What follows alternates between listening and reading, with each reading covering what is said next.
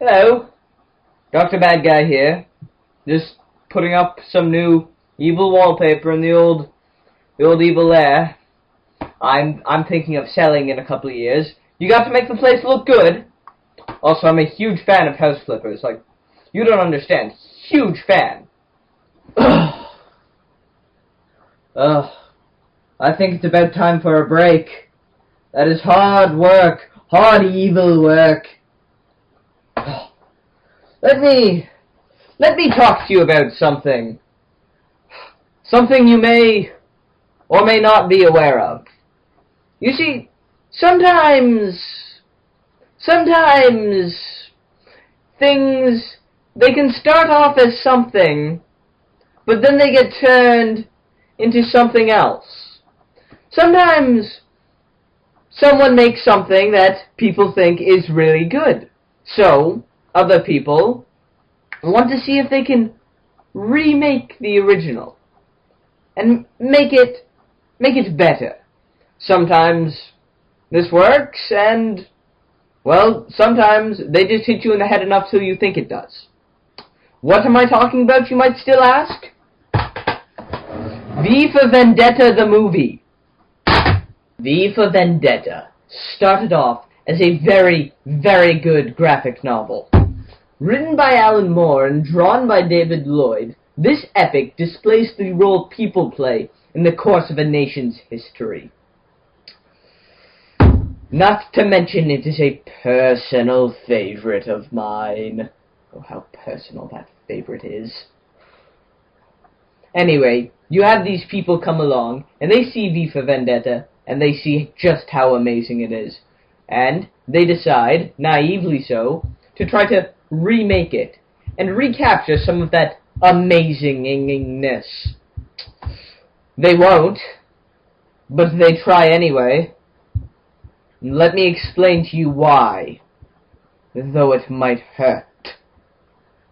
Hurt me. Because I just love that graphic novel. Be strong, Dr. Bad Guy, be strong. Oh, yes.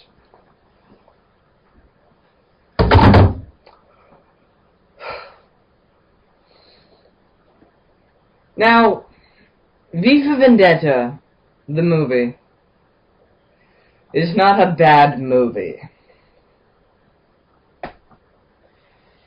In fact, it has many good things going for it.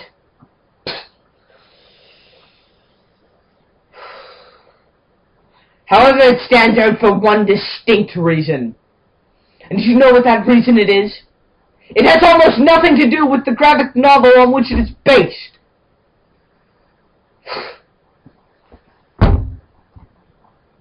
First, let's talk about the good. I'm allowed to do that. It's my own evil lair. I can spit in here. Ugh. The contractor screwed me evilly. What the hell else would I be putting up my own evil wallpaper? It's not even real evil wallpaper. It's just cut up garbage bags. Times are tough. Oh yes, I could be having my zombie slaves putting this up, but I'm saving those for 2012. Now, where was I? Where was I? The good. Well, the acting is more than adequate, with the actors giving life to even some of the smaller roles. Not to mention, the poem V says to Evie when he introduces himself is very awesome, with many people dedicating a small portion of their life to memorizing it. Fools! Wasting their time memorizing poems. All portions of your life should be dedicated to evil. Well, perhaps a few portions of your life could be dedicated to eating ice cream. But that ice cream should be ice cream stolen from orphans. You must have at least one biological parent who loves you to enjoy ice cream. Delicious, delicious ice bonding with parents' cream.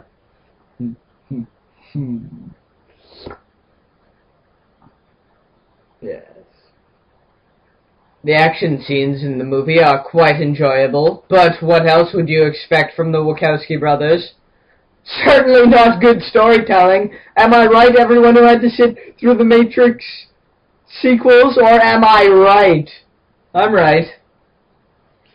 But that evil is for another day. Another evil day.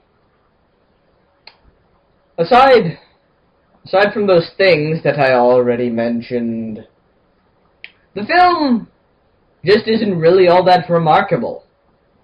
The story is fairly simple for as complex as it tried to be. However, that's not what's evil about this film. No, what's evil about this film goes far deeper. Far, far deeper. See, if you take what I've already said, you've got the makings of a fairly good action movie. And you could argue, well, that's all V for Vendetta tried to be, a fairly good action movie. However, that is not what it's supposed to be. What is it supposed to be? It's supposed to be this. Just edited down for time. And what is it? Well, it's this. This is not this. Now, the characters may look the same. They don't act the same. The plot may be similar at some places, though all the depth is gone. When most directors go about turning a comic into a movie, they distill the characters and the storylines down to their most basic elements, just like I did for human beings. 8-part douchebags, 3-part cell phone, and 1-part sex. As I was saying, directors find the most basic elements of all the characters and a feel for how the stories work, and they go from there. However, when the comic you're turning into a movie happens to be V for Vendetta, you cannot do that. Comics like Spider-Man, Iron Man, and Batman have been going on for years and years and years. The characters have changed, the stories have changed. Things change over time. However, graphic novels like V for Vendetta are usually one story. One very large story in which every character has a role to play. You can't really break it down any further without cutting out necessary things. Directors certainly don't have to change it, cut out all the depth and turn it into a mindless action movie. Allow me to explain with an example. When I invented homeopathic medicine, I was trying to see if I could tell people the drug I was giving them was a placebo, and they'd still be dumb enough to think it worked. I removed all the effective medicine ingredients and left only the food coloring and the brand name. When it worked, I almost immediately pressed my blow up the earth button app on my iPhone. Good download. Cost me $2, but worth it. Worth it to blow you all up at a moment's notice. I'm always surprised when I hear the people I keep caged up in my basement talking about this movie like it has some type of depth. Go right ahead. Jump. Jump into the pool of that movie. Well, they can't jump because I keep them in cages. Tiny cages. Very small. Uncomfortable. They can't jump. But if they could, they would land in the puddle of that movie and realize there's no real depth. That's just a trick of the special effects and the fight scenes. The evil of this film is that it takes a complex, interesting story and dumbs it down entirely. But it throws in enough fight scenes and some cool character moments that we don't even notice.